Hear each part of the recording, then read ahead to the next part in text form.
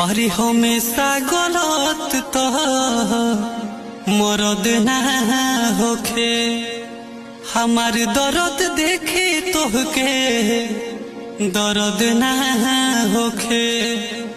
बाढ़ आई जिंदगी में बरसात से लागत रहे। तू छोड़ देबू हमके तहरा बातें से लागत रहे। तू छोड़ देबू हमके तहरा बातें से लागत रहे।